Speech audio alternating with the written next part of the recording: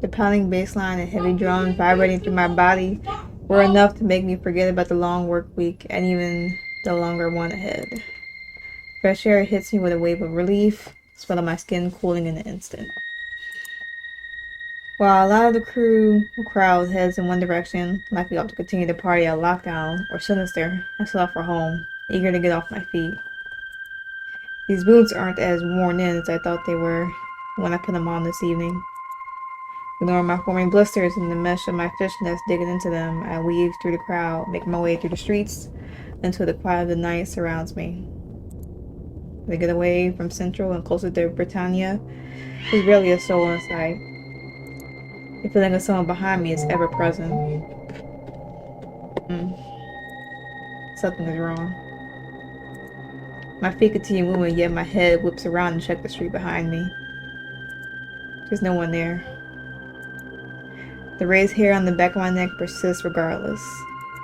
It's not the usual sense of vigilance I carry around when I'm walking home late at night. I'm not worried about the rowdy drunkards that I passed the street ago, or about the guy I rejected at the concert coming back for another go. No, it's the accumulation of all the anxiety I've been feeling lately. Everything I've tried to brush aside. Why is it that as soon as I feel comfortable enough to stop carrying a knife, trouble comes to find me? My heart continues to pound against my chest, the blood muffling the other sounds of the night as I pick up my pace. I make a turn, rifling through my pocket and hoping this street will be busier than the last, but to no avail. The street lights flicker like a bad omen, and I tighten the grip on the key pressed into my palm. Would you step, I hope, for a passing car, or any route of escape? My hope evaporates when a dark figure leaps out in front of me, blocking my entire path. Subject... Achilleos? His voice is cold and detached, the way I remember all their voices being. His tone and the use of my code name make the panic escalate to a whole new level. Achilleos isn't my name. I've got to get better pronouncing that.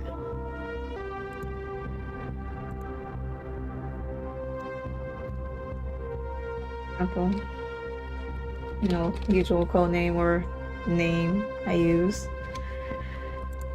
Heavy footsteps come to a stop behind me, a different man than the one that just spoke. This is it. Fight? I warily eye the man in front of me, who solves the least of my problems. He's most definitely carrying. Fight? Not a chance of making it away on foot, stuck between them like a pawn on the chessboard. Freeze? By the time the word passes through my consciousness, any further thought is replaced by searing pain. I feel the sting of my head and the throbbing of my hands and knees that crash into the asphalt. As my eyes slip shut, all I hear is the bang of a grenade, and all I can smell is smoke.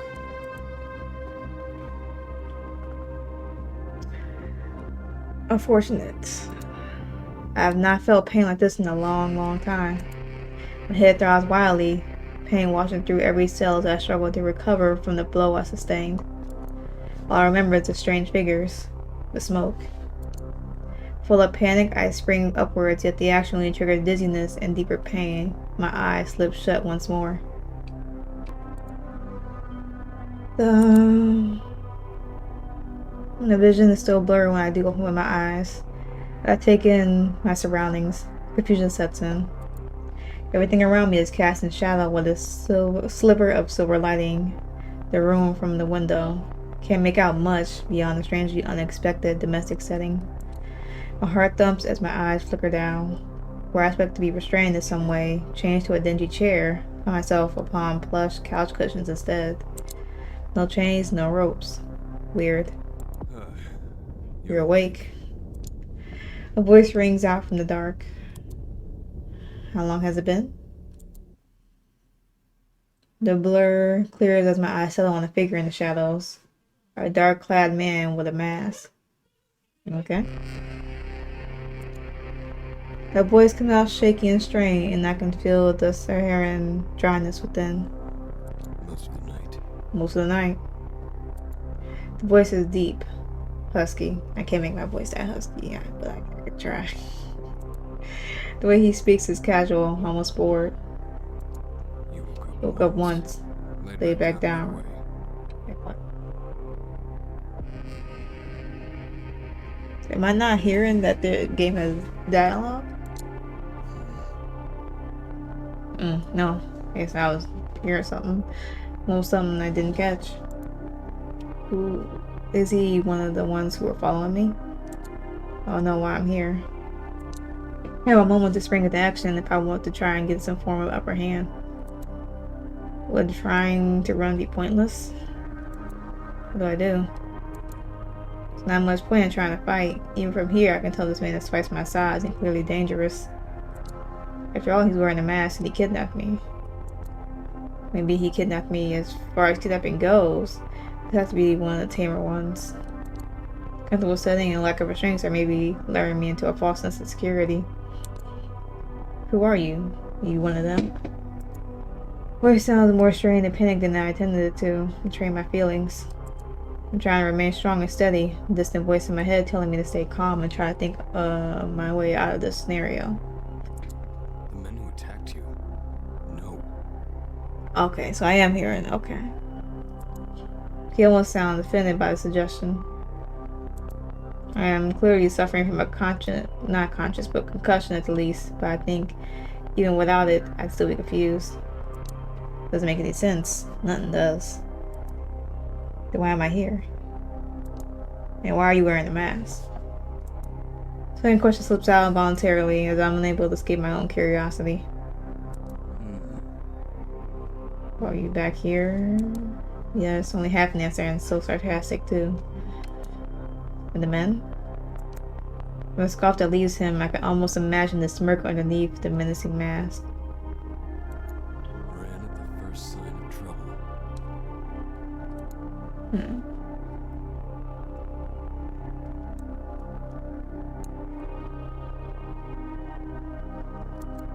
There you go. Make the voice more pronounced than the music. My head continues to throb, the confused thoughts swirling around. It's hard to be analytical when I feel like I've had all sense knocked out of me. Literally. So why not take me to a hospital? It's a concussion. You'll be fine. Okay. I roll my eyes if I didn't think it would add to the pain. He stands and I can finally appreciate his true size. He's huge, far more intimidating than the two men who were following me to begin with.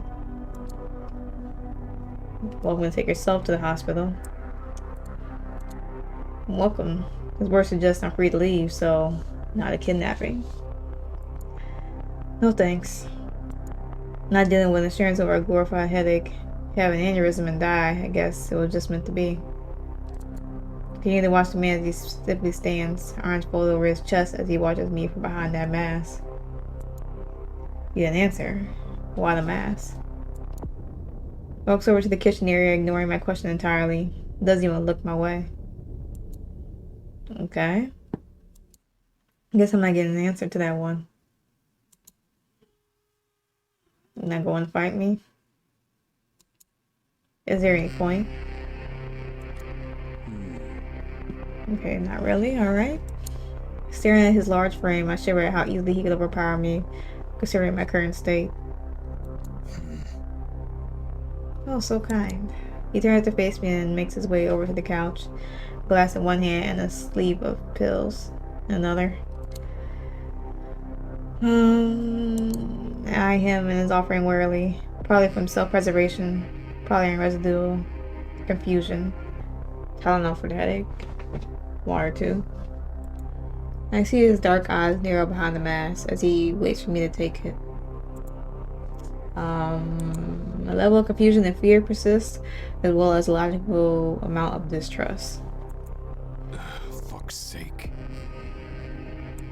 The stranger's voice is a growl as he turns away to obscure his face. He lifts his mask slightly, sipping the water before offering me the untainted side of the glass. I'm not poisoned. I take the glass, taking my own eager gulps that soothe my hoarse throat. Against my better judgment, I grabbed the pills, even though I didn't want to take them right away. Thanks. It almost seems strange to think my captor, or not captor, whatever he is, still uncertain if he's rescued me or condemned me to a worse fate. My eyes narrow skeptically, looking at the hulking figure standing before me. I stare him down, our gazes connect for a moment before he turns away, taking his seat away from me on the other sofa. I put my knees up to my chest, wrapping my arms around him protectively. Why'd you take me? What do you want? It's his turn to narrow his eyes, his thick eyebrows, the visible one furrows. Okay. Kinda hard to believe. Who just takes someone with no ulterior motive, with nothing in mind? You're free to go. Odd. He crossed his arms again, his sizable muscles bulging at the fabric of his hooded jacket. I look, you're chained to the couch. That's true. He's right, there's no restraints still in the clothes I left my apartment in last night. No blood or visible bruises, besides the main one on the back of my head. True, I suppose. Yet his presence alone almost feels like a threat. I can't outrun him. I'll fight him. I wouldn't know how or who to turn to for help. I didn't begin explaining all of this. Testing the boundaries, I stand hesitantly. His eyes simply follow me. I return his blank look as each step I take brings me closer to the door. His chest rises and falls with each breath. His head doesn't turn to follow my movements. As my hand settles on the door handle, he finally speaks up. What's your plan for when they come back? His words cause me to freeze, my brain having enough sense to hang on to his use of when. The panic returns as I consider the weight of that. What am I going to do? If he hadn't shown up when he did, I shiver thinking about ending up back there. I don't know. But I guess the walk home will give me time to think of something. Hopefully. And feeling my window opportunity closing, I wrench the door open and slip out into the hallway. Once my feet are moving without my conscious control, straight toward the elevator and my escape. It's only when I reach the street that I begin to panic again. It causes the dread seeping into my bones. I'm running from two different, very different threats. Outside danger, inside red flags galore. Normal people would have called the ambulance or dropped me off at the ER. Normal people wouldn't have dragged me back to their place wearing some freaky Dark Knight cosplay. And yet I suppose it's par for the course in this shit show of a life. Pulling out my phone, I see I'm lucky to have just enough battery to be able to order a ride home. And I stand and wait, shaking on the street and pretending not to notice the stairs. I knew I was a fucking idiot to expect peace to last. They say the road to hell is paved with good intentions, and I thought I'd escaped last time, but here I am again. Up shit's creek again because of my naive, well-intentioned teenage decision. I scale into the car, cautiously eyeing the driver just in case. The journey feels so slow and yet so fast at the same time. No doubt the concussion. I probably should have reconsidered my hospital avoidance. My private building comes into sight as the car turns the corner and pulls up. You okay? Yeah. I step into the building, the elevator ride, and the final few steps to the door feel like a blur. But only once I'm inside, boots on my doormat, and the scent of black cherry wafting over to me, do I finally breathe a sign of relief. I head straight to my room, eagerly click on the side lamp and sit on my bed, enjoying the feeling of normalcy for just a moment. Well, really, what the fuck am I gonna do? Do I get in touch with my therapist? Drink myself into a stupor? Actually sounds like an amazing idea. Still, self-destruction is probably not the best route. Healthy coping mechanisms and all that jazz. I go away to the kitchen, rifling around in the back of the cupboard for my medical goodies. Painkillers and sleep meds acquired. Back to bed I go. Fuck it. do not want to be awake to deal with the rest of this headache. First things first, returning my switchblade. Okay. To its prime spot under my spare pillow. Today I spent the last few weeks regulated to the back of my nightstand drawer. I couldn't pronounce that. I felt carefully through the drawer till I found a smooth red aluminum handle. Mindlessly, I flicked the mechanism back and forth, each click echoing through me.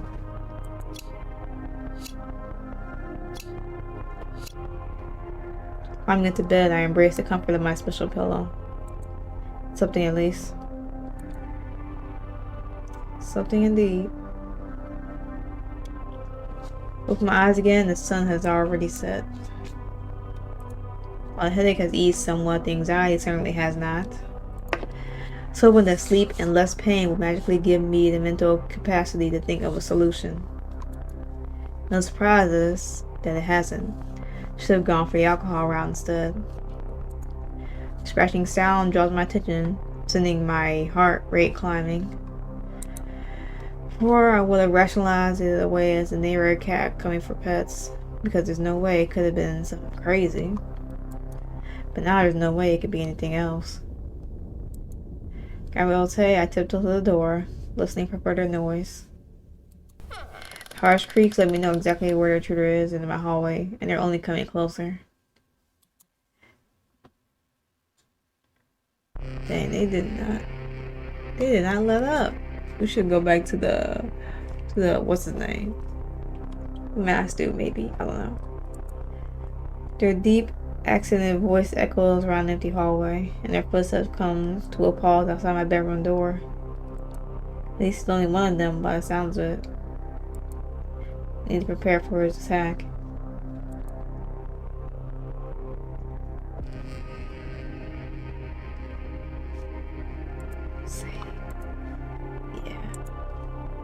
Stealthy. Maneuvering as quietly as I can, I position myself behind the door, ready to attack as they come into my room. Each breath comes out shuddered. The seconds crawl by, and I wait for the attacker to make a move. He tries to wait me out to make me advance first. He's got another thing coming. The door swings open in an instant, and I try my hardest to kick it back to shut it in his face. Only stunned for a moment, he makes his way into the room, staring me down. You're not taking me back. Wherever that place is. Words are strange and unconvincing. I lunge at him, Otome in hand, managing to swipe at his face to make a shallow cut to his cheek. He backs me away from making further strides as he pulls out his sidearm, aiming it straight at my head. Just wanted to talk. Wasn't very nice. Despite having me at the end of the barrel, I don't let up my defensive stance. Fuck you. We're bringing someone's place. Like, I just want to talk. Come on. Your friend isn't here to stop us this time. Damn, alright. Okay. Think again. Oh, he's here. Ceiling in front of me dropped to the ground with a loud thud, revealing the masked man behind him. See, my fucking guardian angel? I freeze, my eye flickering between his eerie mask and the fresh blood staining my Otome. The masked man is quick to touch the crouched by the body, disarming the intruder with ease. Who are you? What are you doing here? Honestly. Now that the assailant has fallen, the masked man doesn't seem remotely on edge, like he is a handle on the situation. We don't have time to play 20 questions. If you want any chance of getting out of this alive, grab your shit and come with me. Okay. I will go with him. What choice do I have? Definitely can't stay here, and at least he seems to know what he's doing. But he's a complete stranger. And this is undoubtedly a terrible idea. Staying here is an even worse one. At least tell me your name. Man seems to think for a moment, tilting his head like I've asked something particularly offensive. Alvarez. Okay, we got a name. Here we go. Alvarez, I'm assuming that's the last name. I try to hide the sarcasm, but I don't think it's working. Alright, so we're getting. Knowing that tense silence passes, a somewhat abrasive answer hangs in the air. Wait, what is her name? Charlie? Right. Conversation over, I rushed to grab the large suitcase from the top of the closet and began putting all my favorite clothes in. From the comfiest sweatpants to the one summer dress that makes me the happiest. I grabbed my nightstand drawers and dumped them in without thinking. Before grabbing a bunch of more things I don't think I could spend the next few weeks or however long without. Another duffel bag dedicated to my laptop, chargers, and other essentials, and when I think I've filled enough bags with things I need, I top it off with one special pillow. Wherever the hell I'm going, might as well be comfy. With axe in tow and pillow tucked under my arm, I turn off my lamp and shuffle awkwardly past the body out of my room.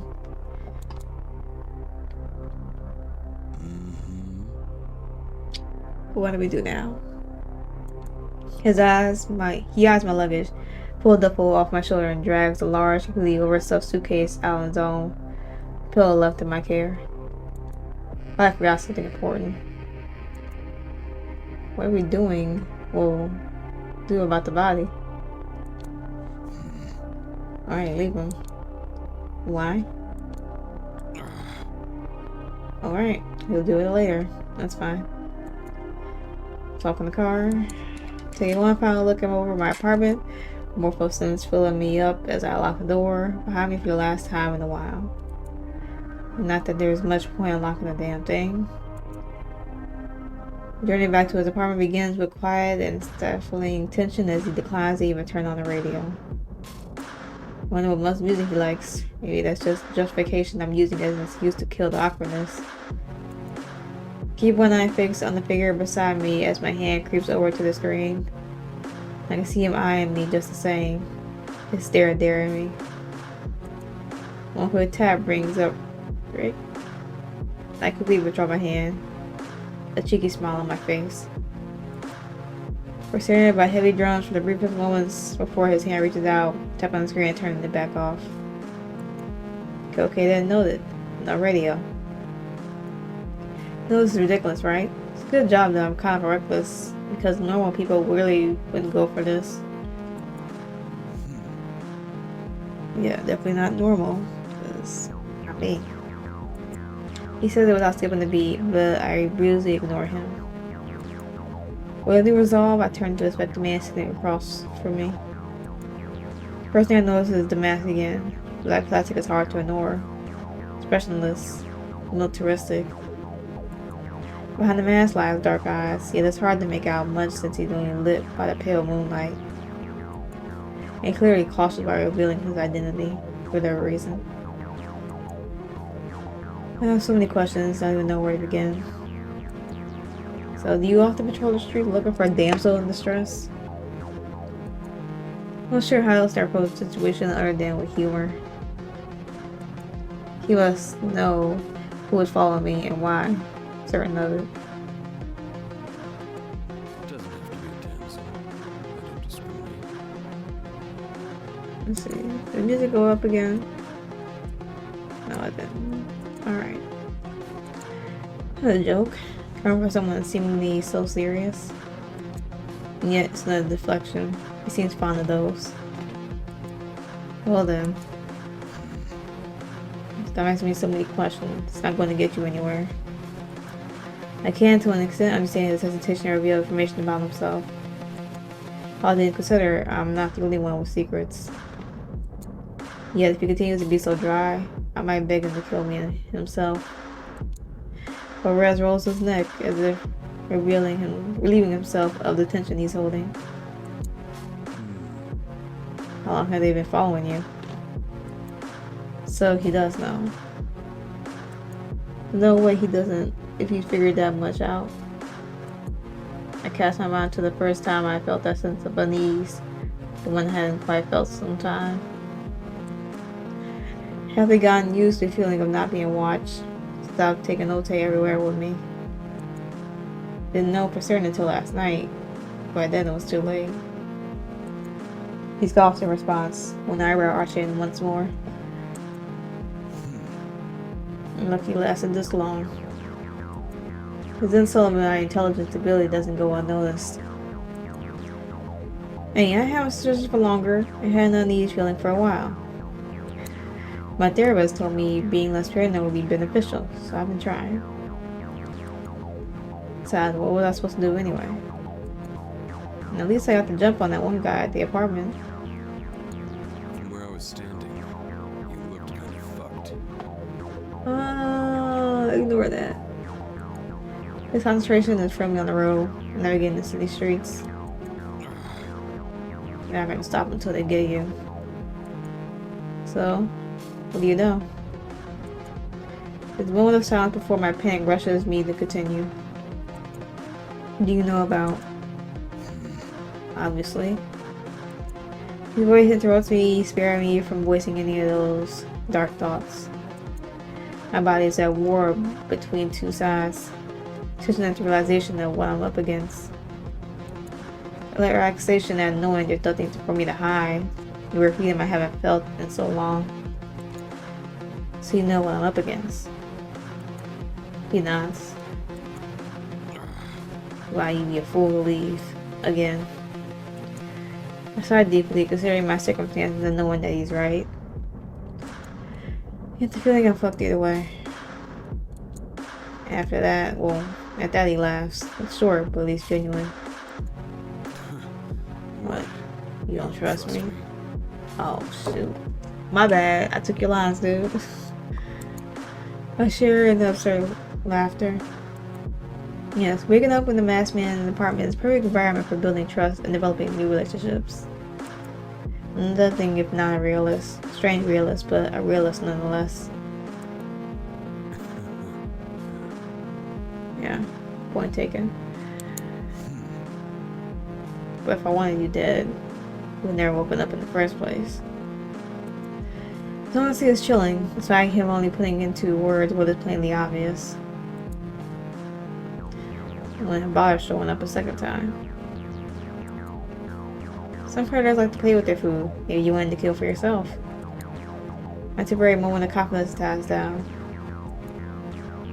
Thanks for not killing me, I guess.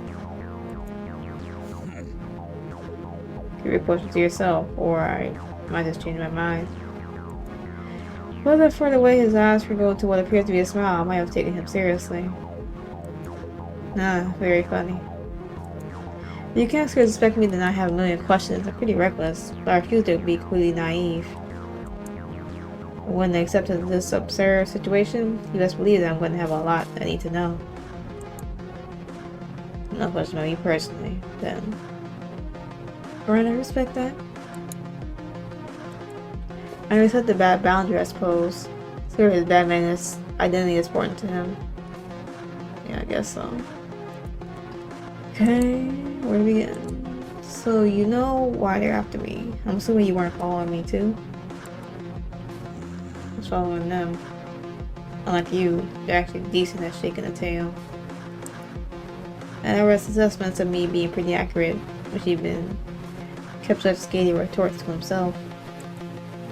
Wasn't aware it was something I was ever going to have to worry about again. I crossed my arms, hugging my body for comfort as a genuine feeling of loss washes over me. Yeah. Well, you and me both. Car stops at the intersection and he takes a moment to rub at his no doubt wrinkled with stressed forehead. So you too? Not only is he aware, but he was a part of it too. Yeah.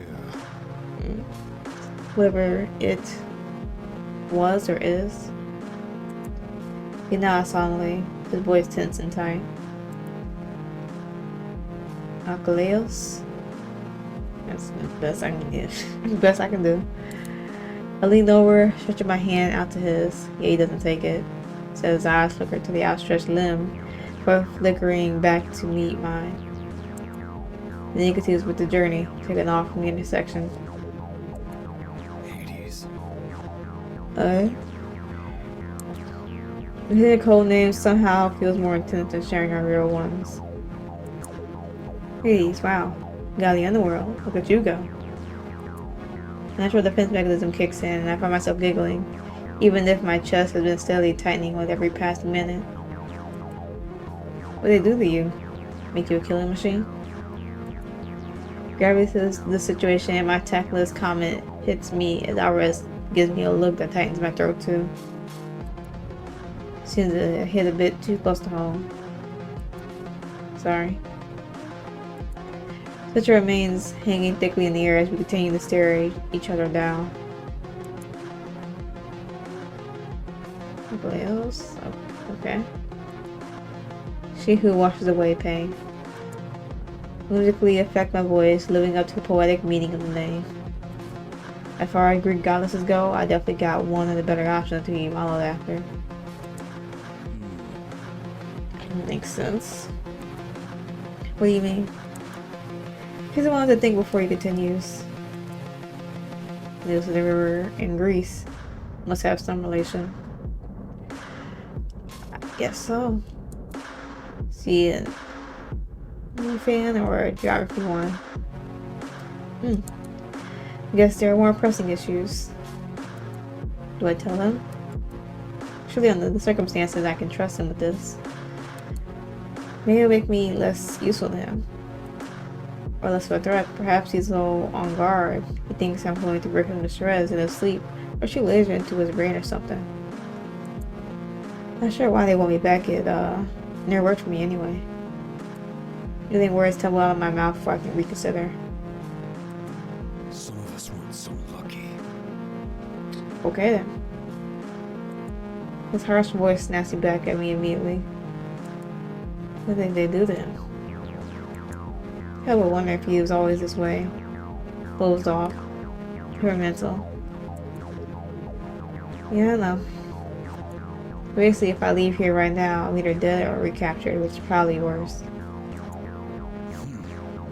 I don't know, it's either if it helps. What a confusing man. I should just let them take me. He snorts, missing my words, as if such an outcome wasn't possible. Both of us have been put in a situation where we don't have a choice. What is it that binds him his mission? Is he fearful of being taken back too? Or is it the apparent sense of duty that ties him to my side? You're not whatever monster they try to make you into. Try out for word of comfort, but they feel so much shallow. He offers no response besides his usual furrowing brow. Well, I don't know anything about him, but at least I know that last night he saved me. Thanks again. The voice comes out meek, cautious. I'm not sure if his response is not one of understanding or of dismissal. Regardless, I feel the urge to explain. See my life, not letting them take me. Thank me by watching out for yourself. Okay. We pull into an underground parking garage before we climb out of the car, and he hauls the bags up to his apartment. Then they got set foot in here again, and seems out as a good time as any to save back. The main menu. And yeah. So that was supposed to happen, but it happened. So this is Burning Red. Yeah. Definitely gonna do another part of this. I just been meaning to get around to this and had some stuff going on with family and all that good jam. So it's taking a bit longer to get to this, but I got some more videos coming, so might just do like 30-minute parts just so I can get more videos out to y'all instead of doing like, you know, hour-long stuff, just because I have like several games I want to play and only so many hours of the day, unfortunately, to get them to y'all. But Burning Red, I highly suggest y'all play this game if you are, you know, of the proper age, of course. But I highly recommend this game. It seems pretty cool so far. I'm assuming that's what he looks like too. So yeah. Yeah, pretty cool so far. Pretty cool. But that being said, I'm just gonna end it here. Don't ramble on too much. Of course, if y'all like the video, don't hesitate to like, share, comment, subscribe, all that fun stuff. And with that being said, hope y'all had a good day, a good yesterday, and better tomorrow. And I'll catch y'all in the next video.